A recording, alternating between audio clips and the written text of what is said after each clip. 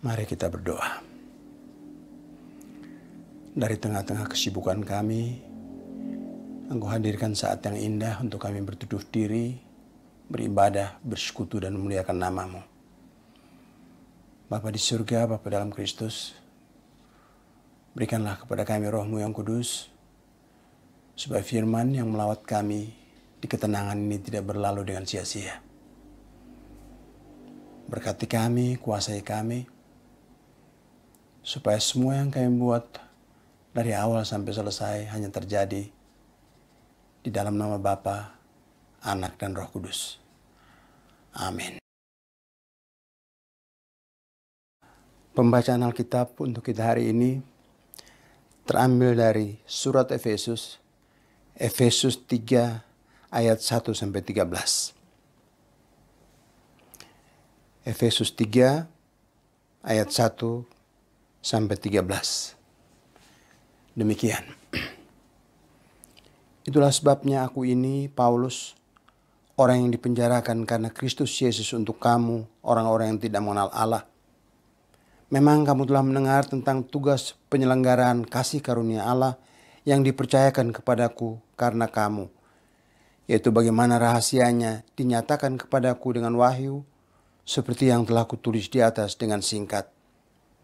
Apabila kamu membacanya, kamu dapat mengetahui daripadanya pengertianku akan rahasia Kristus, yang pada zaman angkatan-angkatan dahulu tidak diberitakan kepada anak-anak manusia, tetapi yang sekarang dinyatakan dalam roh kepada rasul-rasul dan nabi-nabinya yang kudus, yaitu bahwa orang-orang bukan Yahudi, karena berita Injil turut menjadi ahli-ahli waris dan anggota-anggota tubuh dan peserta dalam janji yang diberikan dalam Kristus Yesus. Dari Injil itu, aku telah menjadi pelayannya menurut pemberian kasih karunia Allah yang dianugerahkan kepadaku sesuai dengan pengerjaan kuasanya. Kepadaku yang paling hina di antara segala orang kudus, telah dianugerahkan kasih karunia ini untuk memberitakan kepada orang-orang bukan Yahudi kekayaan Kristus yang tidak terduga itu, dan untuk menyatakan apa isinya tugas penyelenggaraan rahasia yang telah berabad-abad tersembunyi dalam Allah yang menciptakan segala sesuatu, supaya sekarang oleh jemaat diberitahukan pelbagai ragam hikmat Allah kepada pemerintah-pemerintah dan penguasa-penguasa di sorga, sesuai dengan maksud abadi yang telah dilaksanakannya dalam Kristus Yesus Tuhan kita. Di dalam Dia kita beroleh keberanian dan jalan masuk kepada Allah yang penuh kepercayaan oleh iman kita kepadanya.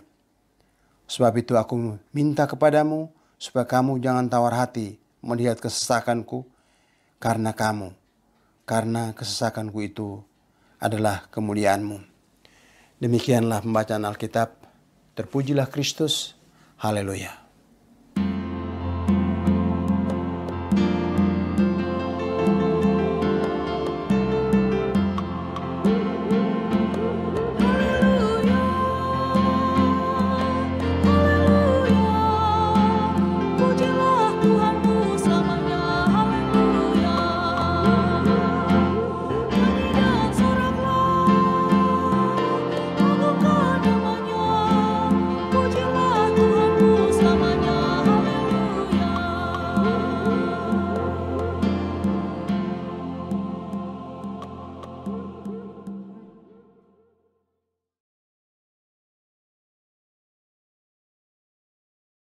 Itulah sebabnya aku ini Paulus, orang yang dipenjarakan karena Yesus Kristus untuk kamu, orang-orang yang tidak mengenal Allah. Orang yang dipenjarakan atau narapidana, apa istimewanya? Tidak perlu dipublikasikan, tidak perlu disebarluaskan, apalagi dibanggakan. Apanya yang mau dibanggakan? Tidak ada. Tetapi Paulus sebaliknya bangga karena dipenjara, bukan karena berbuat jahat atau karena kriminal, tetapi dipenjarakan karena iman. Dipenjarakan karena Yesus Kristus Tuhannya. Bagi umat Tuhan dalam penghambatan dan penganiayaan, orang yang dipenjarakan karena imannya sebagai pengikut Kristus adalah kebanggaan, sumber inspirasi dan sumber kekuatan. Para martir atau orang yang rela mati karena imannya memiliki sebuah kekuatan yang tidak bisa dipahami. Sebuah kekuatan yang mengagumkan sehingga nyawa pun rela dikorbankan demi iman. Paulus mempergunakan rantai yang mengikat tangannya dan kaki di penjara dengan bangga seperti seorang tentara yang gagah perkasa, mempergunakan tanda jasa atau bintang yang disematkan di dadanya. Tidak diberikan kesempatan di ruang publik, kehilangan kerja atau dimusuhi karena iman, dipenjarakan karena Kristus, memikul 1000 beban dan persoalan dalam keluarga seperti dikucilkan keluarga karena iman, dibenci oleh masyarakat karena menyandang predikat Kristen, dibatasi ruang gerak dan fasilitas, kehilangan kebebasan dan hak asasi sebagai manusia karena mengikut Kristus. Apakah masih dibanggakan seperti Paulus yang melihatnya sebagai sebuah medali atau penghargaan yang diberkati Tuhan? Itulah sebabnya salah satu simbol yang selalu dipergunakan orang Kristen adalah salib. Salib berarti siap dan bangga berkorban demi kebenaran. Lambang itu harus dimaknai dan diimplementasi dalam kehidupan sehari-hari. Jangan sampai salib hanya sekedar aksesoris, sekedar dekorasi, perhiasan belaka di dalam kehidupan. Akibatnya kita lihat salib di mana-mana, tetapi salib merosot nilainya dan jatuh harga. Ditempatkan tinggi menjulang di atas menara-menara gedung gereja. Tetapi di dalam gedung itu kebenaran dan iman tidak dipelihara. Bahkan kadang-kadang di sana kebenaran dan nilai-nilai luhur disalibkan dan dihancurkan. Salib tinggi menjulang di atas menara gereja, tapi orang-orang yang ada di dalam gedung itu kerdil dalam pengertian picik dan sempit wawasan. Digantung di leher, salib besar melintang tetapi galak dan ganas. Ironisnya kalau salib besar yang melintang di dada diidentikan dengan preman, ditakuti dan dihindari orang. Tidak canggung menghancurkan, melecehkan, dan menghajar orang lain. Salib menjadi identik dengan kekerasan. Digantung dalam mobil sehingga semua orang tahu bahwa itulah mobil orang Kristen, tetapi lari, ngebut ugal-ugalan, tidak peduli dengan nyawa orang lain. Mengendarakan mobil seenaknya, tidak sopan di jalan. Itulah yang saya maksudkan dengan salib telah jatuh harga dan merosot nilainya. Orang Kristen tidak lagi memaknai salib seperti yang diajarkan kitab suci. Tetapi salib telah menjadi karikatur yang melecehkan nilai-nilai luhur. Salib adalah kesediaan berkorban demi kebenaran atau demi kepentingan orang lain. Dan salib itu menyakitkan seperti Paulus di dalam penjara. Jangan sampai kita ganti salib menjadi sebuah kasur empuk. Tempat kita tidur lelap sambil nikmat bermimpi. Jangan sampai kita juga tidak mengerti makna salib seperti orang-orang Yahudi dan Yunani, walaupun kita tidak asing dengan salib atau sering mempergunakan salib sebagai aksesoris. Paulus dalam surat Korintus mengatakan, orang-orang Yahudi menghendaki tanda dan orang-orang Yunani mencari hikmat. Tetapi kami memberitakan Kristus yang disalibkan. Salib untuk orang-orang Yahudi satu batu sandungan, dan untuk orang-orang Yunani atau bukan Yahudi, salib adalah suatu kebodohan. Salib adalah suatu kebodohan dan batu sandungan. Sebab kalau Allah itu adalah Allah yang memperjuangkan keadilan dan kebenaran, mengapa orang yang beriman dan setia menjalankan keyakinannya tidak mendapatkan penghargaan? Tidak mendapat medali atau tanda jasa, tapi sebaliknya dibiarkan terkurung di dalam penjara. Bukankah firman Tuhan sendiri yang mengatakan sesungguhnya ada pahala bagi orang benar? Sesungguhnya ada Allah yang memberikan keadilan di bumi. Mengapa orang benar harus menderita dan memikul salib? Bukankah kalau demikian Allah tidak adil? Sebab Allah tidak memberikan pahala, tetapi memberikan bencana buat orang-orang yang baik dan benar. Salib juga berarti sikap berkorban. Siap berkorban untuk kepentingan orang lain. Kata Paulus, dipenjarakan untuk kamu orang-orang yang tidak mengenal Allah. Dalam kehidupan orang Kristen, salib adalah satu kata yang sering disalahgunakan. Walaupun kata itu merupakan salah satu perbendaharaan kata-kata yang selalu digunakan dalam gereja, banyak orang Kristen yang tidak mengerti apa itu salib, sehingga memberikan nama salib untuk hal-hal yang sebenarnya sama sekali bukan salib. Ada orang yang menganggap bencana alam yang dahsyat sebagai salib. Banjir menerjang, lahar gunung berapi dimuntahkan, memporak-porandakan kehidupan manusia. Maka semua orang kena bencana harus memikul salib. Tapi bencana alam bukan salib. Itu lebih tepat dikatakan tragedi kehidupan yang memilukan, bukan salib. Ada orang yang melihat kekurangan dan kelemahannya sebagai salib. Temperamental, suka meledak-ledak, memukul istri, menganiaya anak, judi, selingkuh, hilang kepekaan terhadap sesama, marah yang tidak terkendali, tidak bisa keluar atau tidak mau keluar dari semuanya itu, dan kemudian untuk memaafkan dirinya dia mengatakan apa daya. Itu sudah menjadi salib saya. Itu bukan salib. Itu adalah cacat dan aib yang memalukan dalam kehidupan. Salib juga pertama-tama bukan istilah etika atau moral. Ada yang melihat kesedihan atau kehilangan orang yang tercinta sebagai salib. Ketika orang yang tercinta dirampas, direnggut secara paksa oleh kematian, sementara kita tidak berdaya untuk mempertahankan orang yang tercinta, kita katakan itulah salib kita.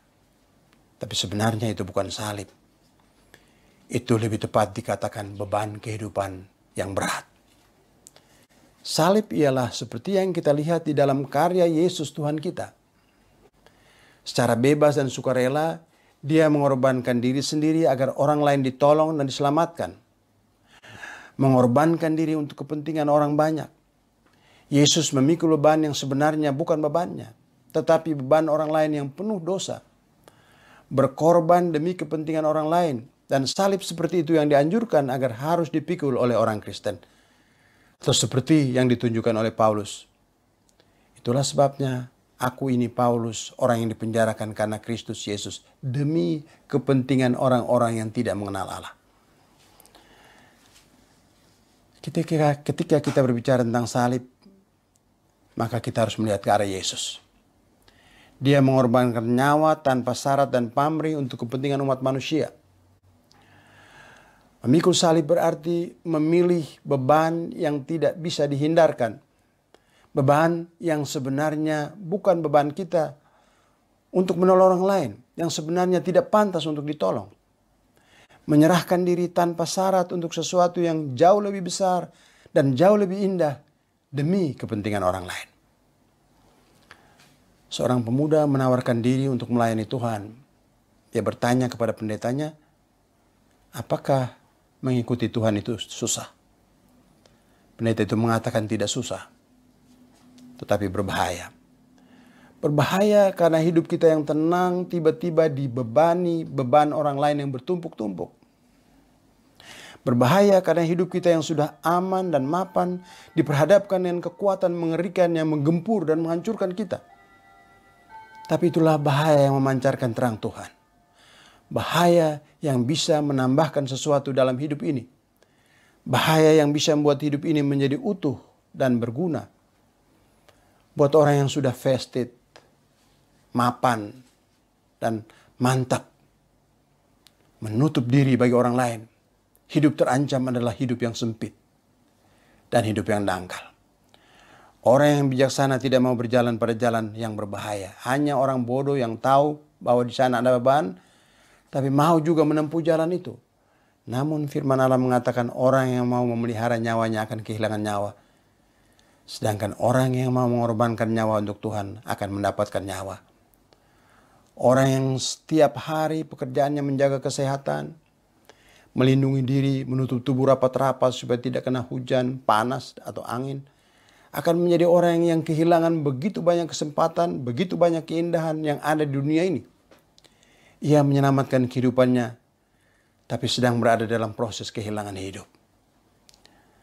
Ada berjuta orang yang tidak dikenal dan tidak terkenal, menemukan hidup yang kaya dan syarat makna dengan cara mengorbankan hidup. Menemukan pengalaman indah di tengah-tengah tumpukan pengungsi dan korban peperangan. Banyak penginjil yang menemukan kehidupan di tengah-tengah rimba raya dan hidup sulit penuh ketegangan.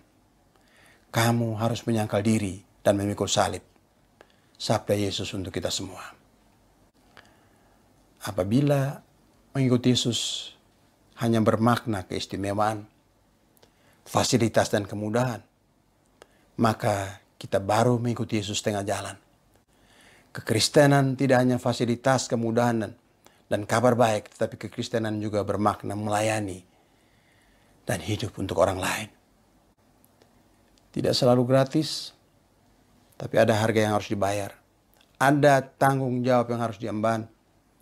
Kita tidak hidup untuk diri sendiri dan kenikmatan sendiri, tapi kita juga harus memperhatikan orang lain. Kadang-kadang ada beban yang harus dipikul, ada panggilan yang harus dilakukan dengan setia. Paulus melukiskan kebenaran itu dengan mengatakan ia adalah orang yang dipenjarakan karena Kristus. Berkat dan rahmat Tuhan itu tidak mempunyai tujuan dalam dirinya sendiri, tetapi mempunyai tujuan untuk menolong orang lain. Hidup ini mempunyai tujuan dan tujuannya ialah, kata Paulus, dipenjarakan karena Kristus untuk orang-orang yang tidak mengenal Allah. Dan tujuan itulah yang menentukan, mengendalikan, dan memotivasi, memberikan arti bagi kehidupan saat ini. Pertanyaan untuk kita semua ialah, apakah tujuan hidup ini? Fasilitas, kemudahan, kenikmatan, masa depan yang sejahtera, tidak kekurangan apa-apa, atau seperti Paulus, hidup untuk orang-orang lain yang tidak atau belum mengenal Allah. Amin.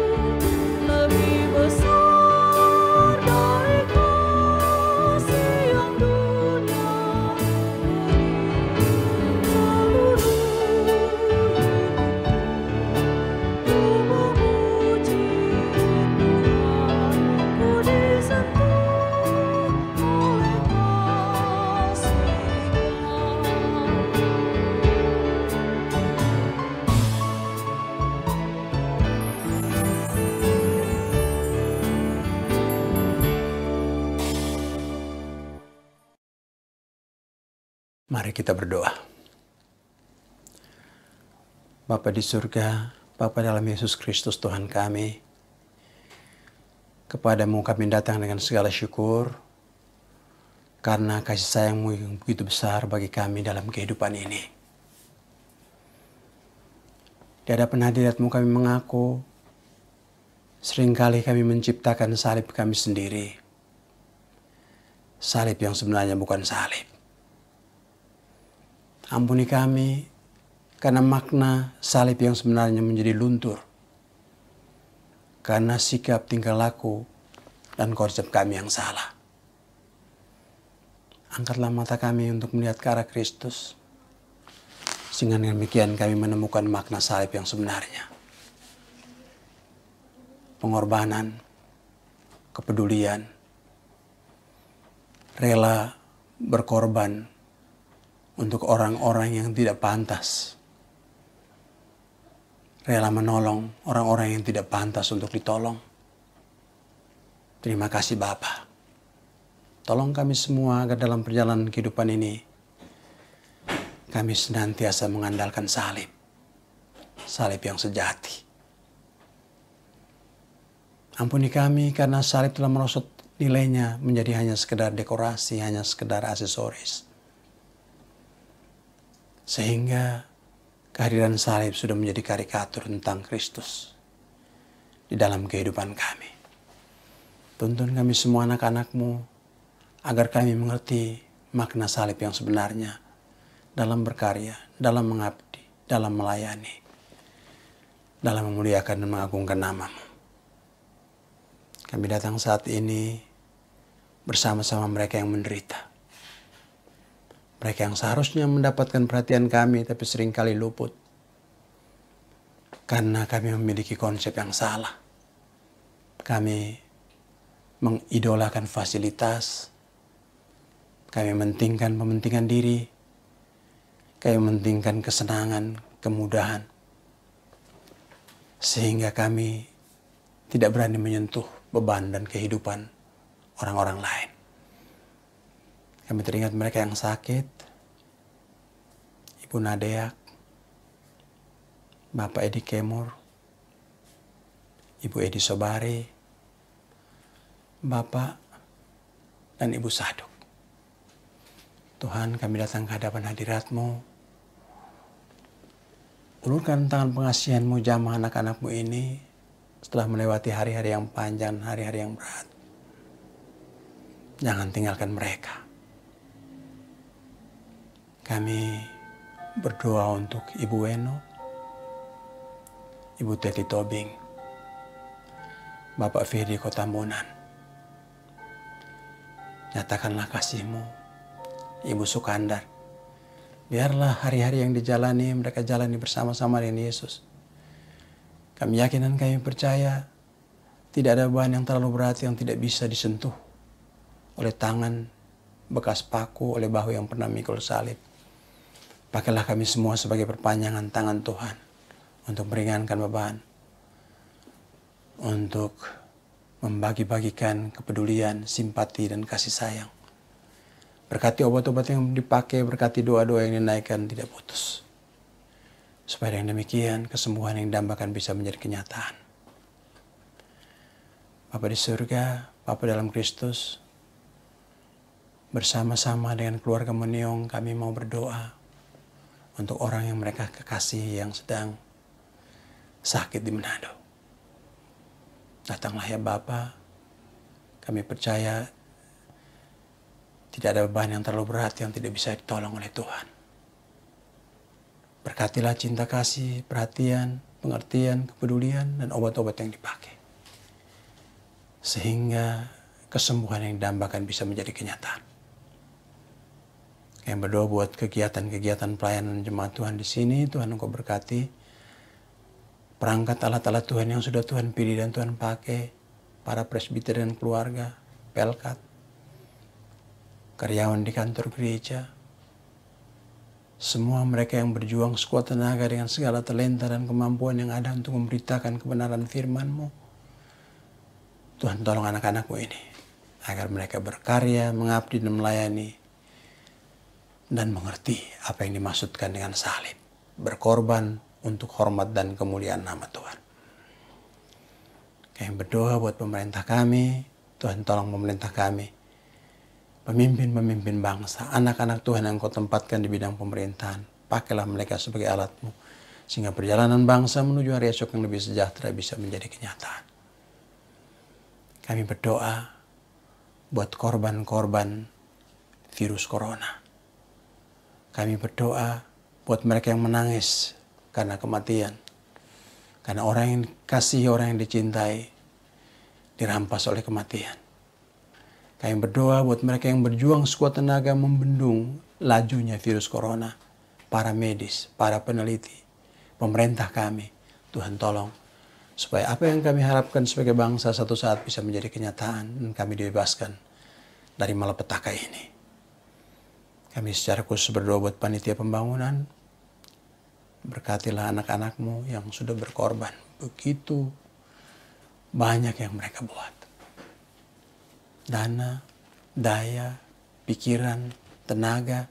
Banyak sekali anak-anak Tuhan di balik layar. Dan Banyak sekali anak-anak Tuhan yang sudah Tuhan pakai untuk pekerjaan ini. Kami yakin dan kami percaya pekerjaan mereka tidak sia-sia. Tuhan memberkati. Tolong kami agar apa yang kami dambakan sebagai jemaat satu saat bisa menjadi kenyataan. Ini kami penuh dengan dosa, ampuni kami, kuduskan kami, sucikan kami. Seberangkanlah kami dengan semua orang yang kami sayang memasuki hari esok yang lebih indah. Bawa kami menuju mata air yang tenang dan rumput hijau menyegarkan. Karena Kristus Yesus Tuhan yang telah mengajar kami berdoa. Bapa kami yang di sorga, dikuduskanlah namamu, datanglah kerajaanmu, jadilah kehendak-Mu di bumi seperti di sorga. Berikanlah kami pada hari ini makanan kami yang secukupnya, dan ampunilah kami akan kesalahan kami, seperti kami juga mengampuni orang yang bersalah kepada kami. Dan janganlah membawa kami ke dalam pencobaan, tetapi lepaskanlah kami dari yang jahat.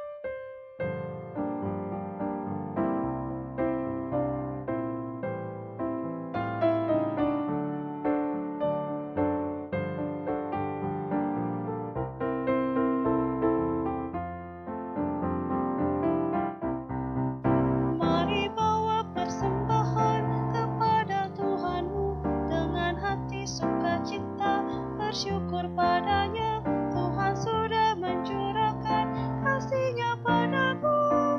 Mari mengucap syukur, muliakan Tuhanmu. Pujilah nama-Nya, bawalah persembahanmu dengan sukacita padanya. Muliakan Tuhanmu, pujilah nama-Nya, bawalah persembahanmu dengan sukacita padanya.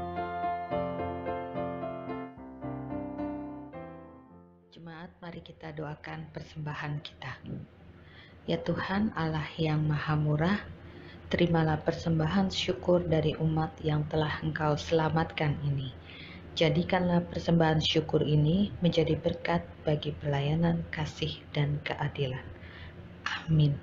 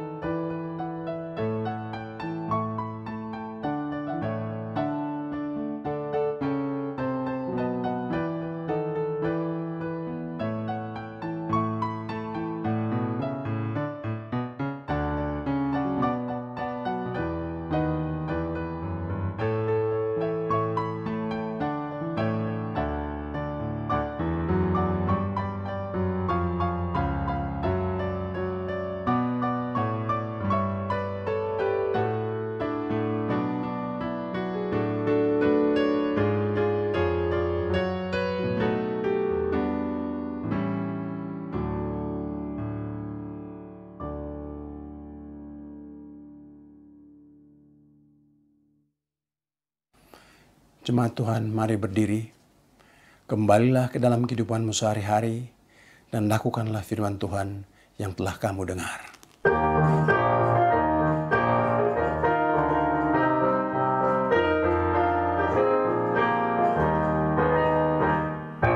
Mari tuturkan kembali kisah yang indah benar, warta berharga sekali, Yesus pahlawan besar, bahwa di malam lahirnya malam menyanyi merdu.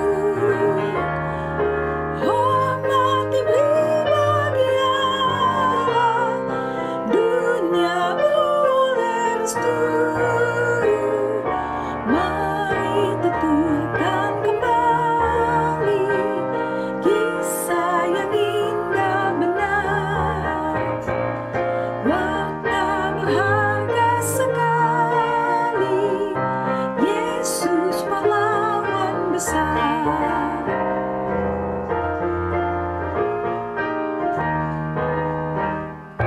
Waktu Almasih puasa di padang tandus gersang, untuk dosaku digoda, tapi akhirnya menang.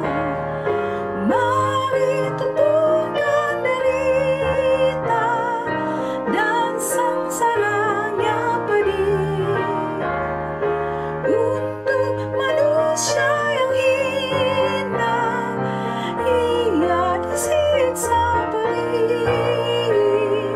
Mari tuturkan kembali kisah yang indah benar, warta berharga sekali, Yesus pahlawan besar.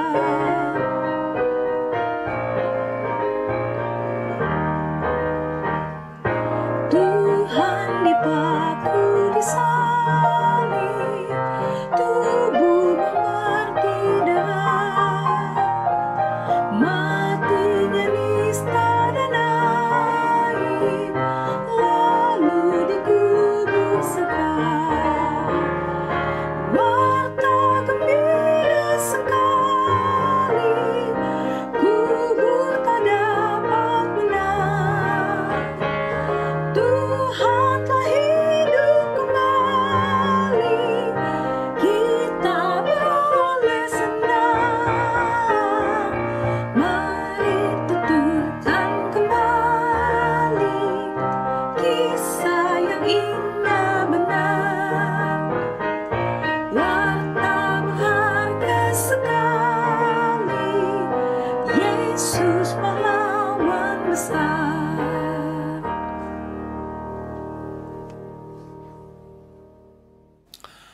Arahkanlah hatimu kepada Tuhan, pulanglah dengan sejahtera, dan terimalah berkat-Nya. Tuhan memberkati engkau dan melindungi engkau. Tuhan menyinari engkau dengan wajah-Nya dan memberi engkau kasih karunia. Tuhan menghadapkan wajah-Nya kepadamu dan memberi engkau damai sejahtera.